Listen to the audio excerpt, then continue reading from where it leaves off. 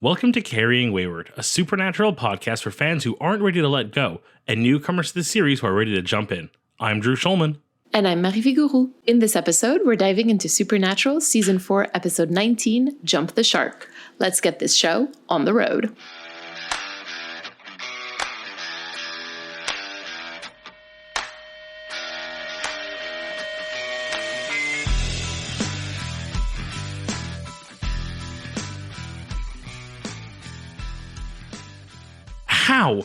How? 2 in a row. 2 episodes in a row. Can this show do this to me? Okay, I have a question for you. Yeah, go ahead. Do you realize how hard it's been to not let this slip at any time? I'm shocked because I feel like I've predicted this in other episodes. Like a big finale to the show will be a revelation there was a third brother or like a sister or some bullshit. So to find out like in the virtually the end of season 4, after already getting this big revelation with Chuck the Prophet, that, oh, surprise, you have a little brother. Yep. Oh, jeez. Yep.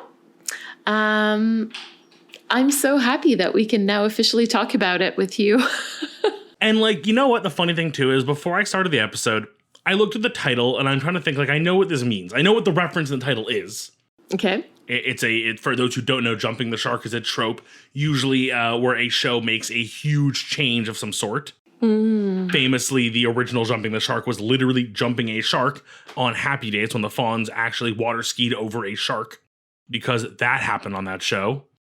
So to call something jumping the shark and then doing something as wild as they did is just like calling the shot, but in such a cocky way that I love it.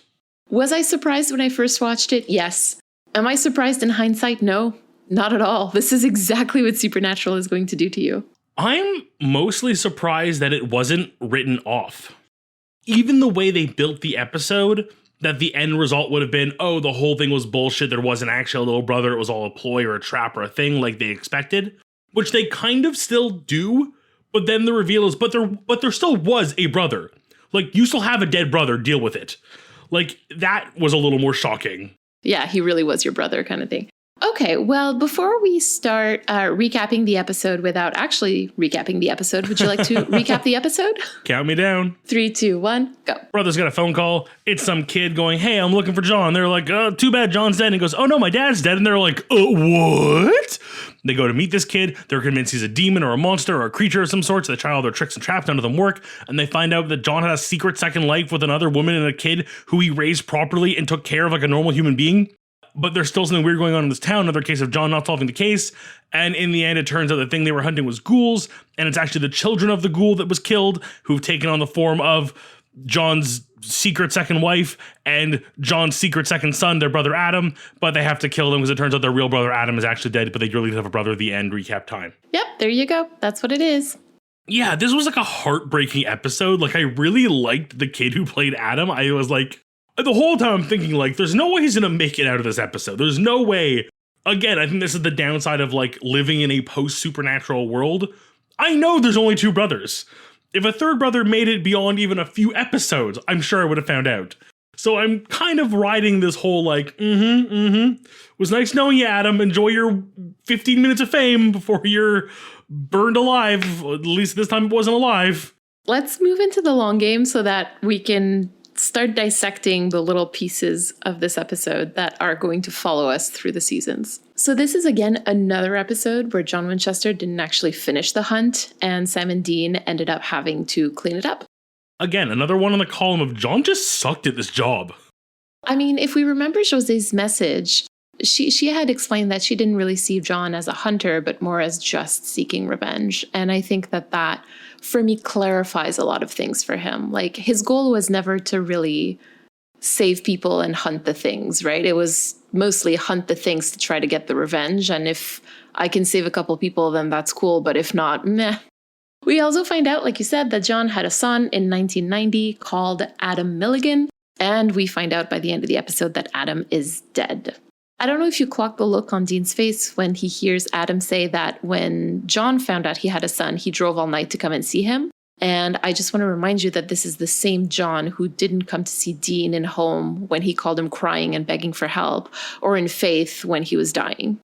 I think there's a whole good chunk at the beginning of this episode where Adam is just like, yeah, John was great. Look at all these great things he did. And the brothers are just like, Dean especially, are just seething with rage. There's a moment, I don't know if you noticed, again, Dean's face, Sam's too, but to a lesser degree, when he asks Adam, he took you to a baseball game? Because again, John never did that with him. And there's also that super tense moment afterward when Adam asks Dean what John did with him on his birthday. We have the answer to that. We, again, whether we want to consider that canon or not is entirely up to each individual person. Now, keep in mind that this episode aired in April 2009. In February of that year, the book John Winchester's Journal was published, and it was basically approved by the makers of Supernatural. And in this book, we find out that on Dean's 18th birthday, John sent him on his first solo case, which consisted of basically killing the ghosts of 2 lesbian nuns. That's what John Winchester did with Dean on his birthday. Yeah, no, that is one of those things that's come up a few times on the show. I'm very aware of it. And that was top of mind when that conversation happened on the episode. We have a little moment of rock, paper, scissors that we haven't quite seen in a while, so that was nice. Yeah, I can't remember if we've seen it before, but I almost want to keep track of who wins and who does what. I feel like it'd be a weird I could see it being one of those things where he always Dean always loses rock, paper, scissors for some reason. Have you not been keeping track? I don't think I have. I think it's been too long since we've done it. I've lost track. We've literally never seen Dean win. Okay, that's what I thought we were at. Okay. Yeah, we've never seen him win. I can't remember if we've actually mentioned this before, but this entire season, Dean is very careful, which is a little bit unlike him in the previous seasons. And Sam sort of sees it as him being afraid or just not being himself or even not being fit for the job. But when the cemetery director asks Dean if he's thought about where he might like to spend eternity, Dean responds all the damn time. And I feel again, this is because this season he's had hell on his mind. He's really careful about his life because he's afraid that he might end up back in hell. There's been a weird edge to Dean this season where he seems to be a lot more of the let's take a step back, let's think about it before we act, versus the little more gung-ho he used to be. Not so much in the way that he was self-sacrificial, that was even a step beyond that in his last little while. But between the two, he was always a bit more of the screw planning, we can do something. And now he's much more of the take a back seat, let's take a minute, let's figure this out. Let's think about this. Yeah, exactly. We don't need to get involved. We don't have that kind of prep. He's the one who kind of is thinking about things or thinking things over a little bit more. I want to highlight the phrase, he's a Winchester, he's already cursed. Yeah, somehow I feel like that line will come back to haunt us. And finally, the ghoul at one point says, we are what we eat. And I just want to ask you, what has Sam been consuming lately? Oh, yes. I will admit, I kind of like that little spice of flavor we got in this episode. Pardon the pun, where even the ghouls mention the blood tastes different. There's something about it. I imagine them swirling it. They're just swirling blood in a snifter with a monocle on. It's a bit of a spice to it. I'm not quite sure what it is. Add a little bit of spice.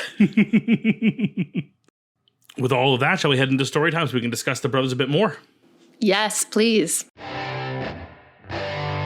This week, our theme is second chances. Who are we starting with? I want to start with Dean. Let's go. I find that Dean in this episode gets a second chance to protect a sibling from hunting life. He was never able to protect Sam from it the way that he would have wanted to. And that's really one of his biggest regrets. Even though it was in no way his fault, I want to make sure that we're all clear on that. It's not up to a child to protect a sibling from a dangerous activity that their parent partakes in. Again, John Winchester, I'm under your bed.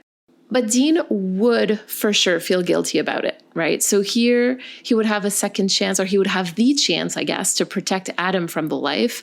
He can't because Sam, Sam is also going through his own stuff, which we'll talk about later.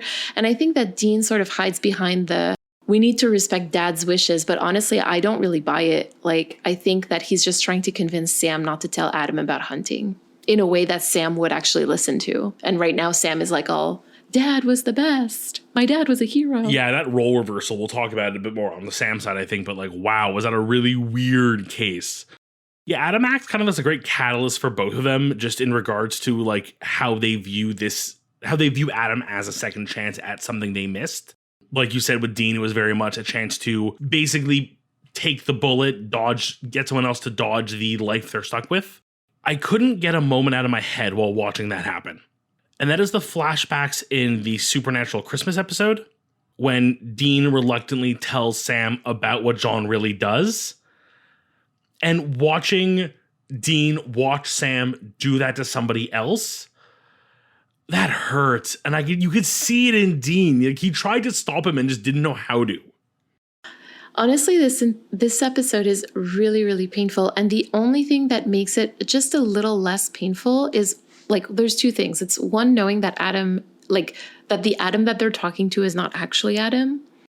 And then two, the fact that Adam is a grown-up. Because if Adam was a kid and we would see this happen, it would just be absolutely awful, honestly. Like, as much as I'm very much on Dean's side this week, as I think I have been for the last few of these, when there has been conflict, the fact that this is a like grown young adult makes it at least stomachable from Sam's side.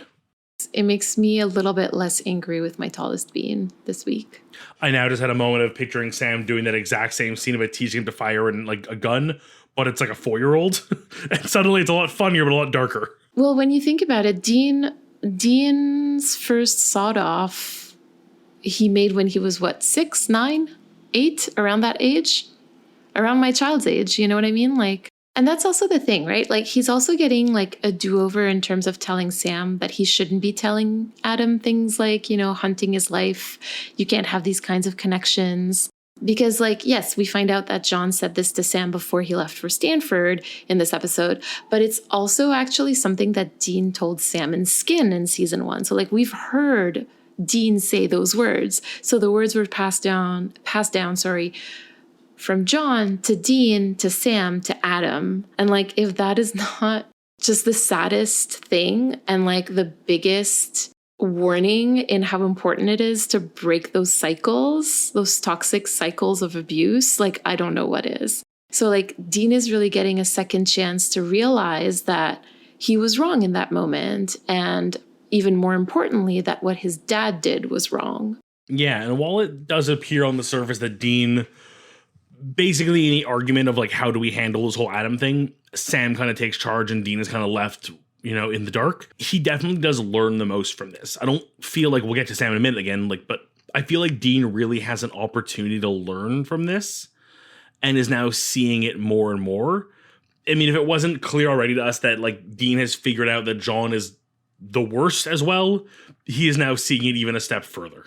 Yeah, I feel like he's kind of like in the process of learning. Like, in earlier seasons, he was like going from like, oh, he was a hero to like he was an asshole. And here in this one, he's sort of like, or at least now I think he's starting to realize a lot of things about who his father was, and to be able to see, I don't know. I'll have some thoughts about this a little bit later. I haven't quite formed them yet, but I think that we're getting to something really interesting. Yeah, it's a weirdly complicated episode. It's not as, I feel like most other episodes, it's really easy to be like, here's our theme, here's how the brothers instilled that theme within their actions, and here's what did or didn't work. And this one just feels like it leaves so many loose ends, but in a way that makes sense. Well, in the way that they would happen in life, I think. Like, obviously, there wouldn't be a goal, right? Like, we can all agree on that. But I think that this episode isn't really neatly wrapped in a bow because these kinds of interactions in life and these kinds of realizations aren't neatly wrapped in a bow. I also think that we've been talking a lot about Dean kind of like being able to go back and heal his inner child. I feel like this is happening right now, in a way. It's almost like an externalization of it to him. With that, shall we move over to Sam? Sam gets a second chance at being a big brother, or a first chance, I guess, at being a big brother. I mean, I do say second chance because if John had been a normal human, I mean, they would have known Adam way before this, right? Like Dean was 11 when Adam was born and Sam was 7. And I think here that it's important to put words on subtext and say that the reason why both Sam and Dean get a second chance at something in this episode is because John robbed them of their first chance. Like this whole episode is the result of a John fuck up again. Oh, 100%. You know, I hate even thinking this, but like, it kind of feels like Sam is getting a second chance at a hunting partner almost. You know, we've discussed previously how he feels about Dean, and Dean's kind of holding him back. So here is this new malleable little meat and clay that he can form into the perfect hunting buddy who will always be his yes man. Oh, no. Oh, no. Yeah, no, I don't like thinking it, but I feel it a little bit in the way he's treating him. And like even the extremeness at which he discusses it with it. And as Dean brings to our attention, it's John's words being repeated. In fact, they're the words that John used to scare him off to Stanford. I almost thought Sam was going to turn around and say, "What do you think I'm trying to do? I'm trying to scare him out of it." He is completely on the opposite side of Dean, where he really gets a second chance to see the value in what John taught him all those years. And just to be clear, I don't actually agree with him, but I think that that's where he is in that moment.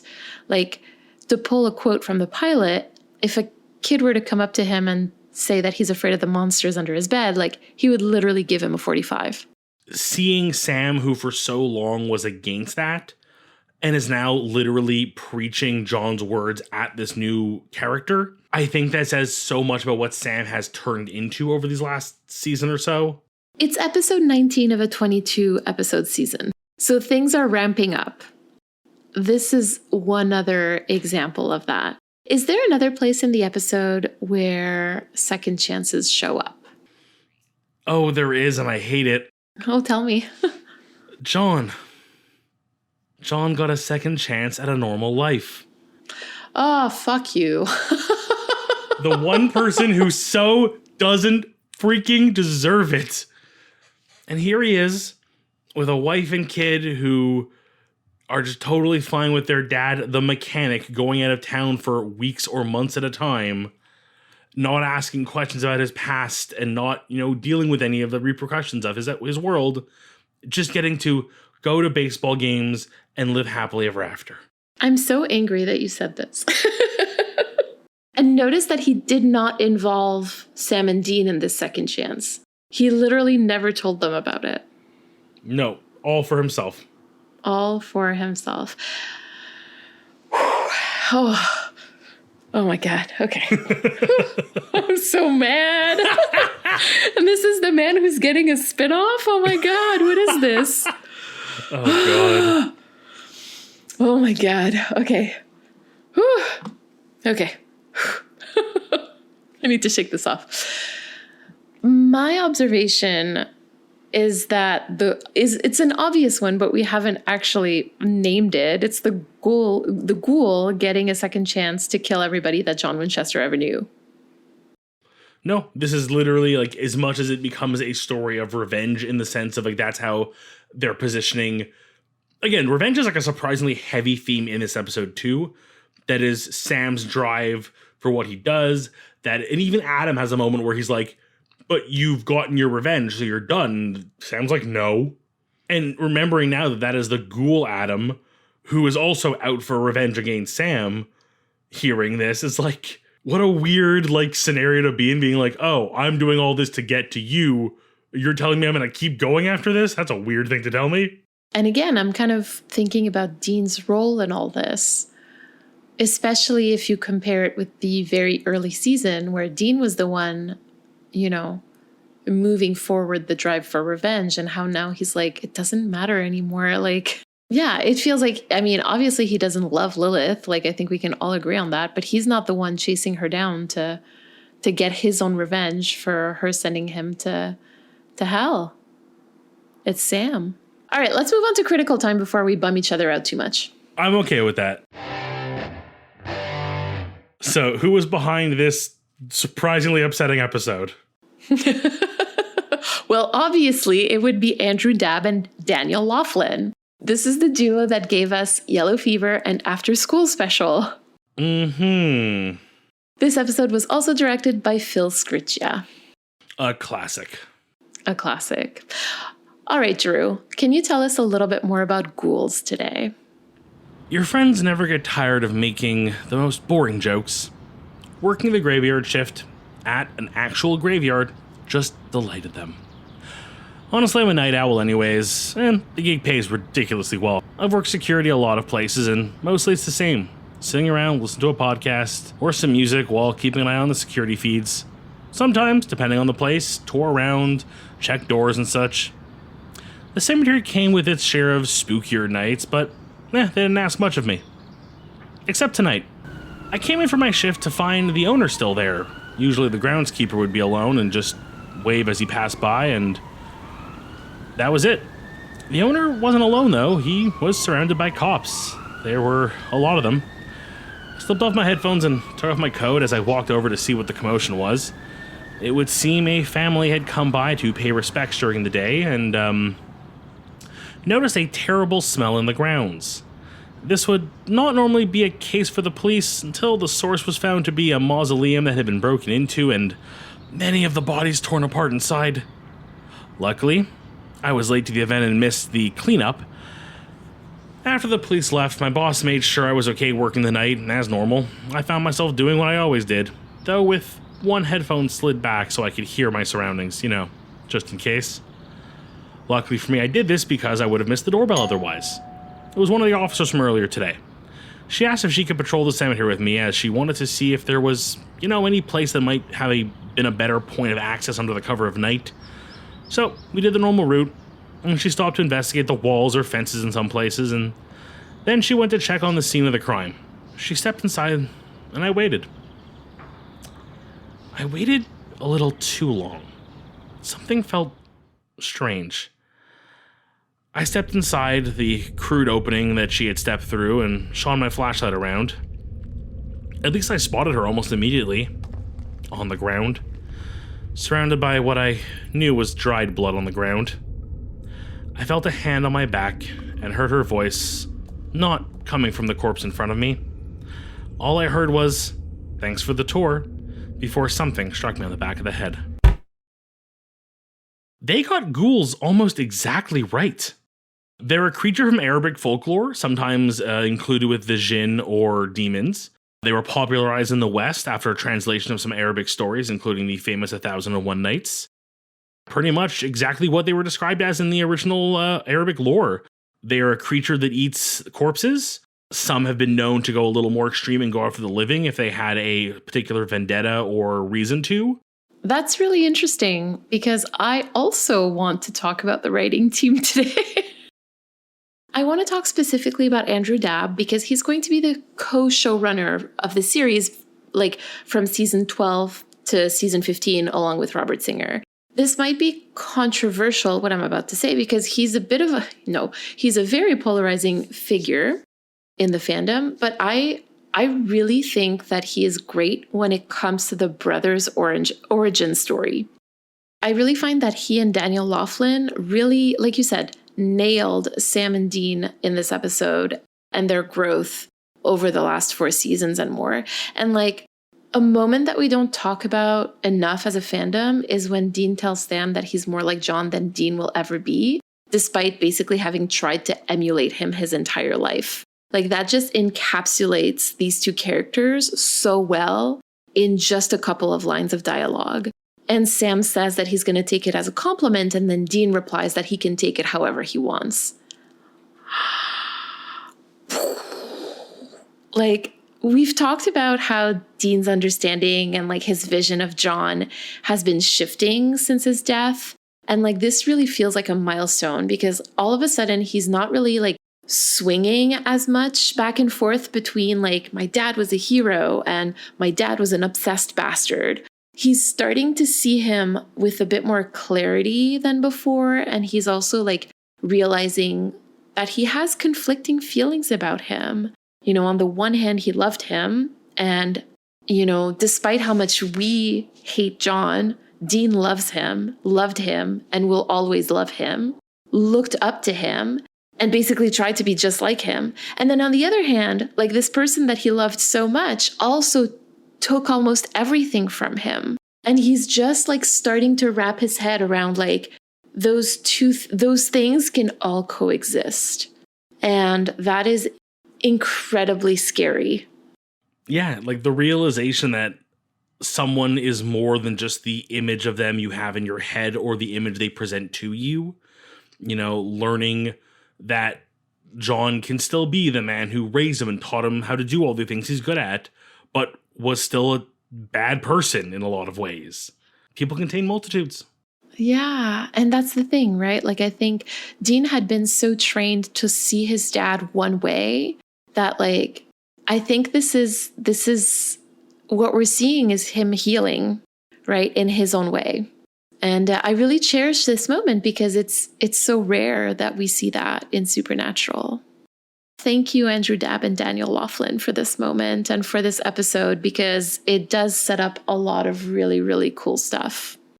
Yeah, no, we get a lot out of this episode. You did your lore really good. That line, you are more like dad than I could ever be, like that is, I'm surprised it was long to get to that line, but it was like a heartbreaker.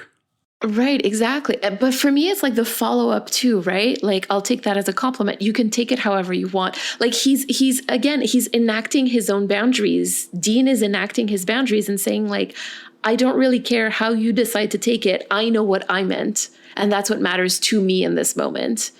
Like, wow, Dean, congrats. That's amazing. Just such a powerful moment, and good for Dean.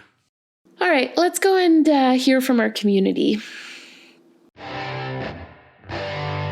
This week, we have a message from Stella. Before we listen, we want to remind you to send us a 3-minute voicemail. Where do you see second chances in Supernatural? What second chance do the brothers wish they had? Or respond to something else entirely that we discussed today. You can use the recording app on your phone and just email us the recording at carryingwayward@gmail.com. Hi, Drew and Marie.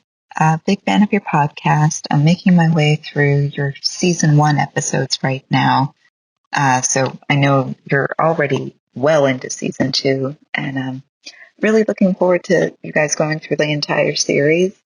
I was the biggest fan for the longest time. I actually watched that first premiere episode pilot the night that it aired and kind of kept that up for, maybe the first 6, 7, 8. I think I dropped off in 8. I kind of drifted away.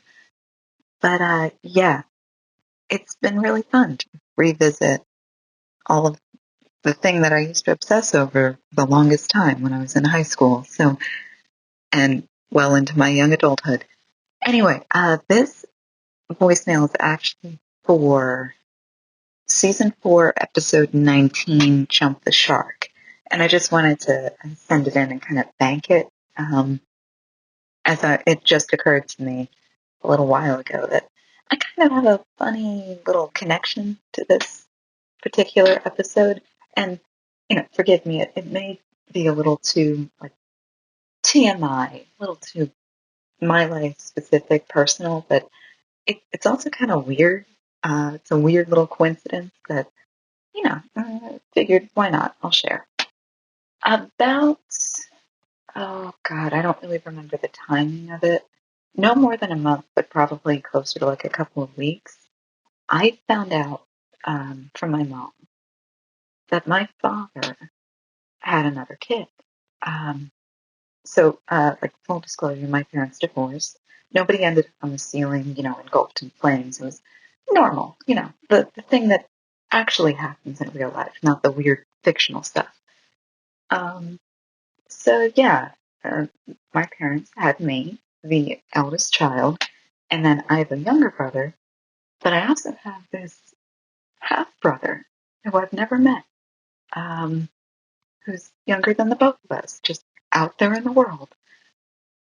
And yeah, when I found out, I was just like, okay, that's different, that's a lot to unpack. So I'm gonna do the healthy thing and just not unpack it. I'm just going to put it up on a shelf and I'll deal with that in the future when I, have no choice. Uh, Silly me though. Maybe 2 weeks later, that box that I put up on the shelf just comes spilling out when Jump the Shark airs. And I'm sitting there fully blindsided because I don't remember if they mentioned in the promo from last week that there was going to be this, secret Winchester kid. I thought that was just a fanfic trope. Turns out we're going to fully jump the shark here. It's real. When I tell you that I have never projected that hard into a fictional character, the way I did when, Dean Winchester is standing there staring through that photograph of his father, their shared father, and this other kid, this Adam. This Who is Adam? And they're at a baseball game? Like I can't say for sure. I'm not the writer, I'm not the actor, I'm definitely not Jensen, and I'm not the director. I don't know, but I kind of do, because I literally had just had this moment, the same moment, maybe not with, poorly photoshopped photographic evidence, but I had had that moment where I was confronted with the fact that my father had a different kid. And yeah, I mean, we find out later that Adam, the character, is a posthumous character. He's been dead the entire time. The person standing there talking about the photograph is this ghoul. And I don't really remember if it was clarified, if they're like the shapeshifter, where they take on the memory of, whoever they've, you know, taken the guise of, or if it's, whoever they consume, they kind of take that inward. I don't know. This is all just speculation, just wild speculation here.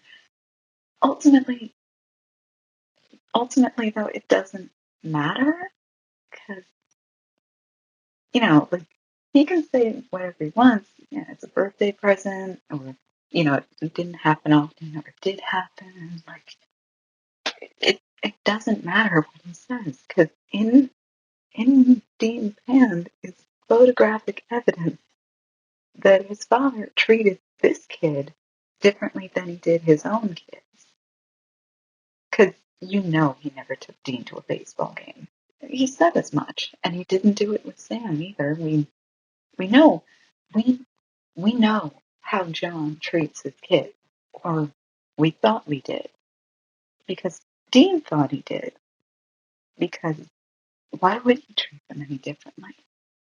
But now we know he did treat them differently. So now we're confronted with the idea that what's different between Dean and Sam and Adam? Because it would have been fine if it were Sam.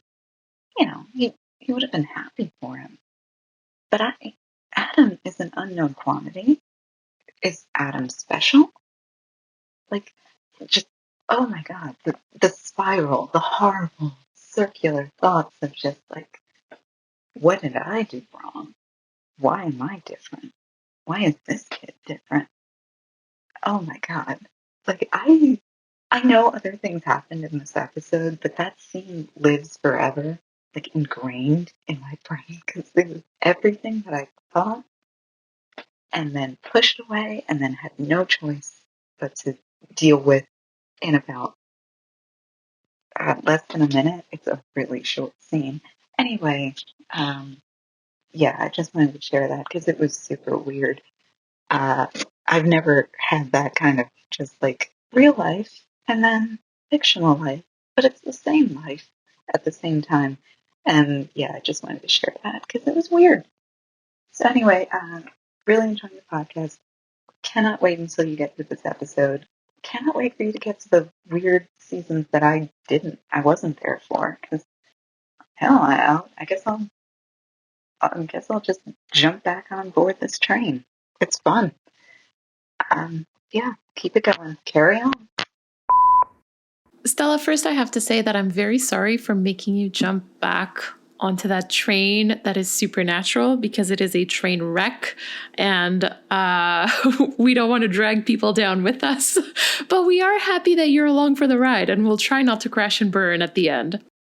Yeah, I mean, your message really, really touched me. Thank you so much for sharing this with us.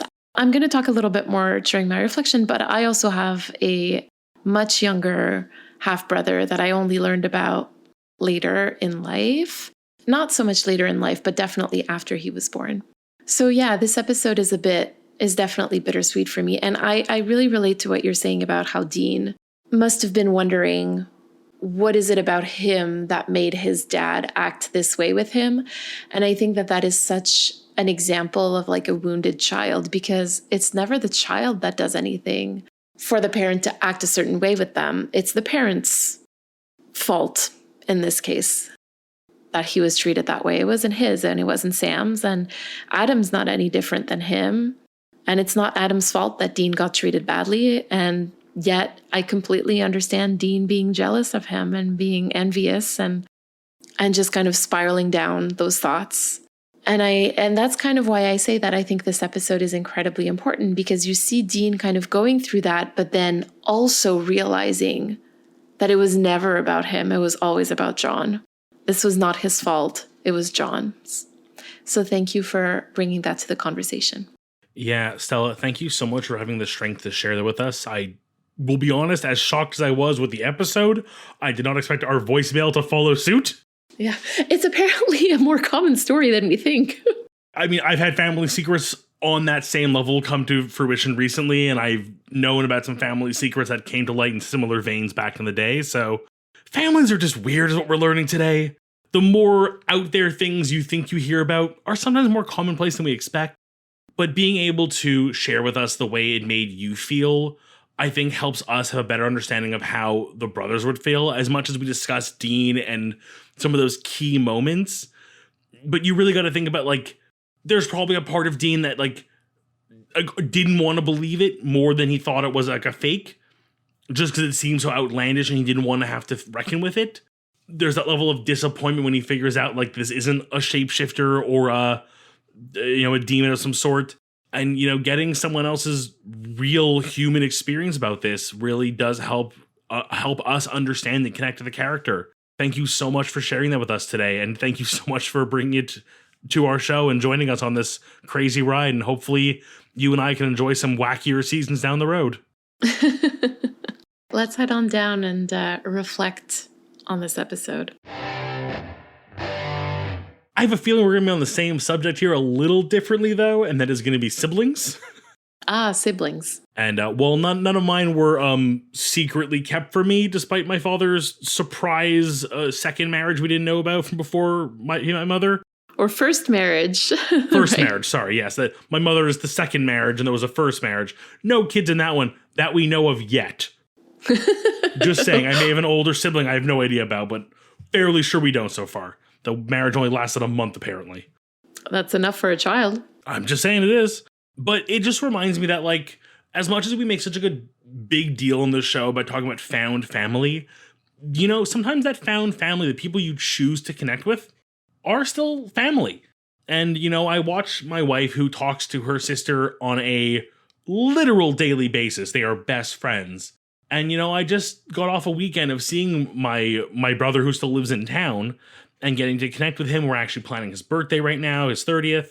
And, I bought a little brother off in, the mountains of British Columbia doing engineering of sorts and being a smart kid. It reminds me that it's good to reach out to them and reconnect sometimes. And as much as we send each other the occasional meme in the text, I think we're overdue for a little brotherly FaceTime get-together chat day. And you, my dear? Yeah, well, I mean, if I'm being entirely honest, this episode is usually a skip for me because I find it too painful to watch during rewatches. So a part of that is the whole Winchester curse, but also another part is that I have an Adam as a little brother. I have a half brother who's 14 years younger than me. He's currently getting an undergrad in economics, which was my undergrad too. I'm very proud of him. I mean, in this episode, Sam and Dean finding out about him, like it hits home in a lot of ways. And brings me back to a time that was incredibly painful for me as a teenager. And so my call to action, because even though like the episode is really painful, I love my brother like so much. Whenever I see him or talk to him or whatever, like I'm always like, oh my God, I can't believe like you're my brother. This is so cool. You know, like we didn't grow up together and yet there's still a bond, which I think is really cool. So yeah, my call to action is to send him a text because I miss him and I hope that we can FaceTime this weekend. Aw, look at us being all adorable and lovey with our siblings. Yeah, there you go. As much as it can be tough to be dealt the hand you're dealt, sometimes you can make the best of it and find the right connections in there. So everyone, find someone you love and send them a text. Text your siblings if you can.